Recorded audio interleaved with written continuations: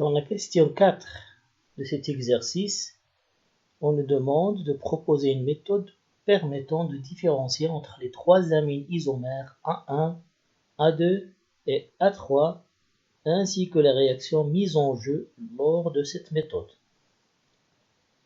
Donc, notre méthode qui va permettre ce partage, ou plutôt de départager les trois amines aliphatiques non aromatiques, A1 qui est une amine primaire, A2 l'amine secondaire et A3 l'amine tertiaire, et la réaction de nitrosation.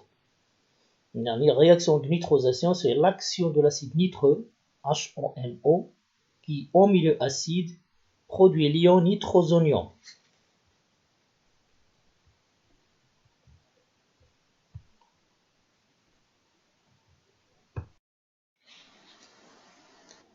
Ainsi, l'action d'un acide, ou plutôt l'action de l'acide nitreux à froid, dans une solution acide bien sûr, sur une amine primaire, provoque un dégagement gazeux.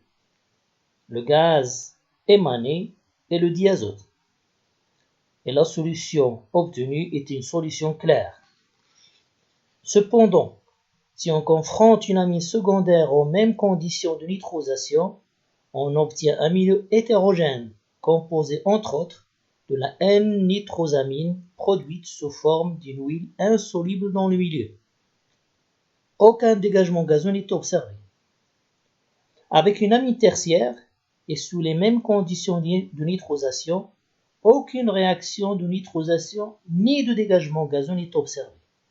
On obtient à la fin une solution homogène dont l'un des solités principaux est le sel d'ammonium de l'amine tertiaire. A1 étant une amine primaire aliphatique, sa nitrosation conduirait à un sel de diazonium instable. Ce dernier se décompose en dégageant le gaz diazote pour conduire à un carbocation qui réagit à son tour avec l'eau, qui est le principal nucléophile dans le milieu, ce qui donne une solution homogène constituée majoritairement de l'isopropanol.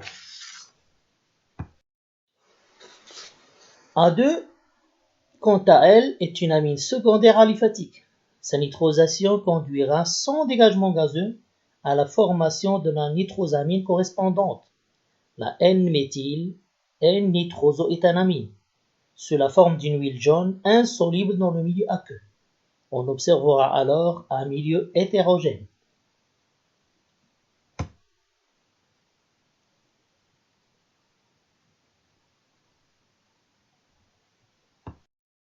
Pour ce qui est de l'amine aliphatique tertiaire A3, elle ne donnera aucune réaction de nitrosation de l'atome d'azote. Aussi, aucun dégagement gazeux n'est observé. La seule réaction qui aura lieu est l'hydrochloration de l'azote qui conduit au chlorure d'ammonium correspondant, sel très soluble dans le milieu aqueux. La solution est alors hétérogène.